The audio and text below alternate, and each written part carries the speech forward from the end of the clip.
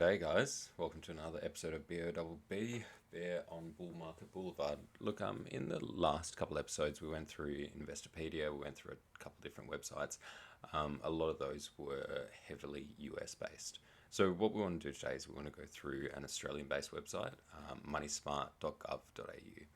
So in my time as a wealth manager, wealth advisor, financial planner, I have used this website many a times. Now, when I say use this website, I haven't used it personally, but I have used it to guide clients on very, very basic financial literacy items. So I'll take you through that today, and it's just a really, really good guide for people to use for really basic concepts. So it might be you want a budget planner, you want to understand your mortgage calculations, so how much I'm going to pay a month, how much can I lend potentially. There's also a superannuation calculator, retirement planner, and there's a really funny tool, and funny is probably not the right word, but there's a great tool. It's called Finding Unclaimed Money. So there's a lot of people out there that have actually unclaimed money from various different things. For example, I typed my name in, God, it would have been a few years ago now, but I had $17 that was unclaimed. So essentially you typed in here and you'll find your details. So let's go through it in a bit more detail. So moneysmart.gov.au, you go to the website, you will find a much nicer page than this. I'm not sure why it comes up on my screen looking very basic, but essentially down here you will have a couple different options. What are you looking to do? Why are we on this website? Are you looking to manage your money, reduce your debt, plan for the future, grow your wealth, or are you looking for some calculators? So let's start off with some of the probably the most used items on MoneySmart, and some of the ones that I found the best in the past. So I'm going to start with the budget planner. So the budget planner is phenomenal. Look, a lot of companies have their own. So if you go to like a budget planning website or these sort of things, they'll have their own budget spreadsheet, PDF, Word document, whatever they might have. But ultimately, MoneySmart have really nailed it. Like their budget planner just goes above and beyond. So what I'd use generally, and I'm not going to show it to you in this case, but essentially is right here is a link. It says use our Excel spreadsheet. This is by far the best. You literally click it, it'll download the spreadsheet in the bottom left hand corner of your screen. You click it and go through it in detail. It'll give you options of weekly, fortnightly, monthly, annually, however you want to go through your budget. But the website also offers you can do your budget on the website. Again, you've got your options here. So we're just going to go through and do an absolutely basic example. All these different tabs here are things that you will either receive money from or spend money on. So income is obviously the receivable basis. So your take-home pay, your partner's take-home pay if you have a partner, bonuses and overtime, Centrelink benefits, whatever you might have. So all your different sources of income. And then here comes the expenses. So you've got home and utilities, insurance, groceries, personal and medical, entertainment and eat out, transport and auto, children. There is also a section in one of these bits which is like other. So if there's anything that isn't listed, but they really have a lot of different options. Me and my partner did this several years ago, and it was quite interesting at the end. It turns out I spent a lot on streaming services. So I had Netflix, Stan, all those sort of ones, and 3 or 4 other ones that I didn't even realize. So it was a really great exercise to go through, and obviously if you're in my case where you didn't realize and you're wasting a lot of money on them, you will immediately stop them. Except for Disney. I definitely kept that. Big fan of Star Wars here. Anywho, back to the budget planner. So going through this in detail is very healthy for you, yourself, or if you are in a relationship with a family, so you and your partner, you and your partner if you have kids, adult kids, anything along these lines, to understand how much you're actually spending on a certain basis. Now, the reason that's important is because we want to understand the summary. So at the end, it'll show how much have you got coming in, how much have you got going out, and what's left over. The leftover is an important part. So obviously, if you are in a deficit, that is a problem. And look, this isn't a video or podcast to understand how to assist you in reducing your your expenses, because you might earn $1,000 a week, and we're living in Australia at the moment with a rental crisis and all these sort of things. It is very, very hard to live on a minimal wage at the moment. So I'm not going to tell you how to spend your money, but this is a great way to understand what you are spending and where you could probably cut things out. Not saying don't live an atrocious lifestyle just to try and save $1 here or there, but this is a great way for you to understand your own personal budget. So again, moneysmart.gov.au, great tool. So this was the budget planner. Next one, which is important to people who have mortgages or are getting a mortgage in the future. So the mortgage calculator is great. You can literally come down here, and we're going to use this as a little bit of an example. So they do have your standard rates, so it won't be exactly what you might be getting from your mortgage broker or what you are currently paying. You might be on a fixed rate, which is a lot lower, or potentially you're on a variable rate with a second tier lender, third tier lender, which might be higher than the average interest rate which it's showing here. So there is the option here of going through and how much will my mortgage repayments be. So you're thinking about buying a house, yourself, you and your partner, whatever it might be, and you're thinking, geez, how much might this actually cost on a monthly, fortnightly basis? You're looking at houses. Let's just use this as an example. You're looking at a house that's $550,000. Now the current interest rate above said 5.95%. So let's just go with the 6% just to make it easy.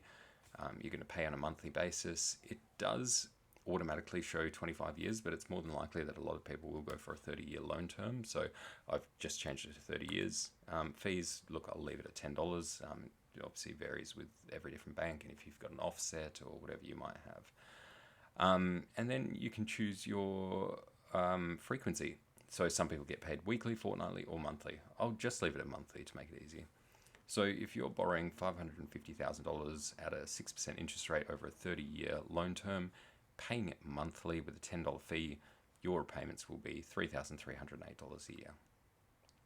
Down here, a little bit of a fun graph. It shows you what you're paying in actual interest payments as well throughout that period.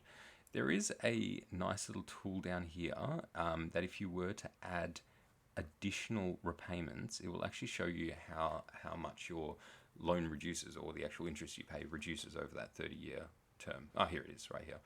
How can I repay my loan sooner? And then this graph up here will change. Great little tool, great little calculator. There are a lot of different calculators on the MoneySmart website. As I said, great tool for those who are looking to either get a mortgage, those buying a home, or those who already have a mortgage and just want to understand exactly what the difference would be between different interest rates. The next one we'll go through, which is another one that a lot of people will be interested in, is the superannuation calculator. Superannuation is obviously very important in Australia. Now, the superannuation calculator is giving you a little bit of a basic understanding of, hey, if I'm earning this much, putting this much in each year at my current age, what might I have when I turn 60, 65, 67? And it's a great calculator. This is for someone who just wants to know. And we'll go through a very basic demonstration here. So I'm 31. We'll make up a hypothetical income just to make it very easy, $100,000. Now, my desired retirement age is 60. I don't want to be working to 65 or 67. Just a personal choice. If I could retire early, that'd be really nice. We'll put in a hypothetical, again, super balance of $100,000. Employer superannuation contribution, 11%. You can't actually go lower than that. I'm sure a lot of people know why, but essentially it is a legal requirement for your employer to pay you 11% in 2023. Do you make additional contributions? I'm going to leave this as a no. I suggest leaving the fund fees as a default unless you have some stupidly expensive fund. Again, these are actually quite cheap, but a lot of people will have different fees, and it makes a huge difference, by the way. So, if you double these fees or whatever you might do between different super funds, which is why it's very important to understand which super fund you are with. Fees are a huge component because you think about fees from perspective of, oh, I'm only paying XYZ, $3.50 or $5, whatever it might be, a week or a month, whatever it might be. If you're looking at another fund that's doing $10 or $15 a week or a month, whatever the difference between that, it's huge. It's huge in the long term. It's not 1 year. You're looking at, for example, as I said, we're using me. I've got 30 years till retirement. It is a huge, huge difference. So be very, very wary of where your super is, how much you're paying as well. They have investment options. Default investment option they have used here has a 7.5% return. That probably is more so realistic for someone my age. If you're a little bit older, let's say 50s, mid 50s, you're probably in a more conservative investment option, I would hope. So your returns may not be as high.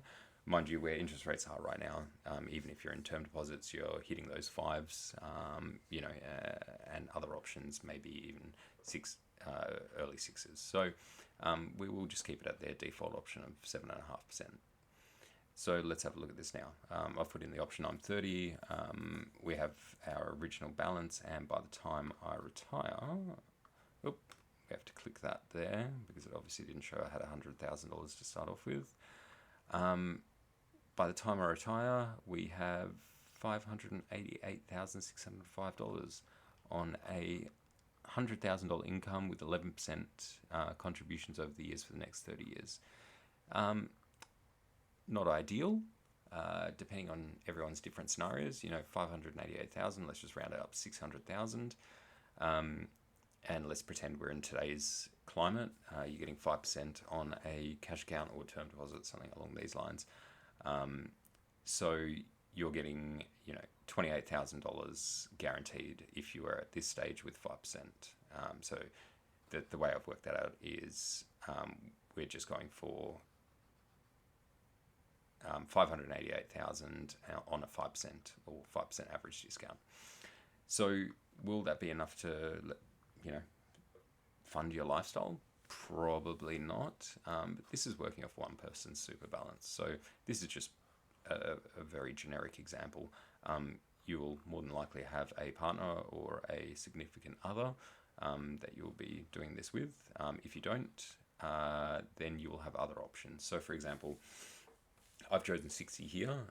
We have no idea what it's going to be like when we are older, but there is the options of the age pension, of course, which will subsidize your payments. So if you have below a certain threshold, whether that's the income or assets test, you will obviously gain money from the government from any shortfall that you can't afford yourself. But we won't go into any details in this video about that. Now, the next thing I wanted to go through was a relatively newer calculator. It's called the Retirement Planner. Gives you a bit of an understanding of how much you'll actually use from your super. So again, we will just use 30, income of 100,000. We're just really using straightforward figures here. Desired retirement is 60. We're going to go with single for this one, just to make it easy. Current super balance, again, 100,000. You're getting 11% each year. So what it assumes is, I'm not sure the background calculation, potentially inflation is taken into account, but essentially you are 30 years old now, you have an income of $100,000 and you start off with a super balance of $100,000 with continued employer contributions of 11% throughout the period between 30 and 60. Do you make additional contributions? No. Changes to your income that affect super? No. We won't go into anything glossy. So the result is that your super balance, which isn't showing right here, will fund you 60, 61, 62, 63, 64, 65. So it's showing that it will fund you $53,284, which is not changing year by year. So that means they haven't taken inflation into account. So it's just showing in today's dollars. Essentially, if they would have taken inflation into account, these figures would have changed because $53,284 would not be the same the following year. So essentially, these years, you're seeing this lighter blue color. You are funding yourself. And then at this stage, when you reach 67, with today's laws, at 67, you are eligible for the age pension. So you'll start to receive some of the age pension. And it's showing that you receive $18,295, and the remainder you'll fund from your superannuation balance, which will last you to 90. 91, sorry, my mistake. Estimated annual income in retirement is $53,284. I mean, that's pretty good for a single person, assuming no debts or anything along these lines, and you have your house paid off, all these sort of things. But again, retirement is different for everyone. Someone may, live on their, and this is very common. I've seen in the past people with extremely high super balances, but they retire and they just have their little hobby farm and want to enjoy themselves. They've already got all the assets they want. They don't need a high income. Whereas there are other people who might want to go travel, do all these things that they weren't able to do during their working life, which unfortunately does cost a lot these days. If you're traveling to a couple of different countries a year, set aside, 10, 15, 20, maybe even more, $1,000 a year. And if you were to account for that on a $53,000 budget, let's just use the higher echelon there of $20,000, you've got $33,000 left over for your year. So that is a great example of income. And then finally, I mentioned at the start of this video, there is an option to find unclaimed money. And it is really surprising, honestly, really surprising. I've done this not just for myself and my friends and a couple close members of my family. I have done this for a lot of clients in the past.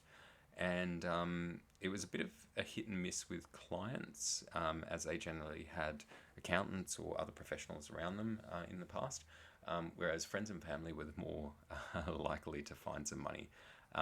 But mind you, don't think you're going to go out and find $10,000, $15,000 or something like this. The highest amount I found, I think, was around the $200, $300 mark. So it's nothing crazy. But again, you never know. What they're saying down here is there is around 1.5 billion in lost shares, bank accounts, and life insurance. So that's a pretty huge amount. So essentially, you just go to this side of the website, you type in your name right here and search. It's really straightforward, and then it will come up.